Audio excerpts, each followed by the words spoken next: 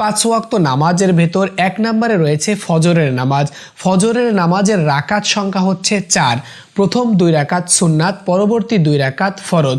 এই 4 রাকাতে সূরা ফাতিহার সঙ্গে সূরা মিলাতে হবে। প্রথম 2 রাকাত সুন্নাত নামাজ পড়ার জন্য নিয়ত করবেন আমি কিবলামুখী হয়ে 2 রাকাত সুন্নাত নামাজ আদায়ের নিয়ত করছি। কথাটা মনে মনে বললেও নিয়ত হয়ে যাবে। আরবিতে নিয়ত করতে হবে এমনটি হাদিস শরীফের কোথাও উল্লেখ নাই।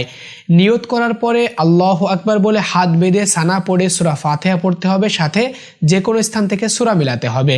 এরপর আল্লাহু আকবার বলে রুকু করতে হবে, রুকু থেকে সোজা হয়ে দাঁড়াতে হবে 2টা সেজদা করে, আবার আল্লাহু আকবার বলে দাঁড়াতে হবে। দাঁড়িয়ে সূরা ফাতিহা পড়তে হবে, সাথে যে কোনো স্থান থেকে সূরা মিলাতে হবে।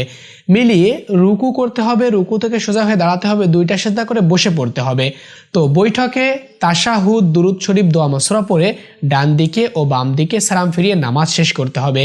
আমি সুন্নাত নামাজ যেভাবে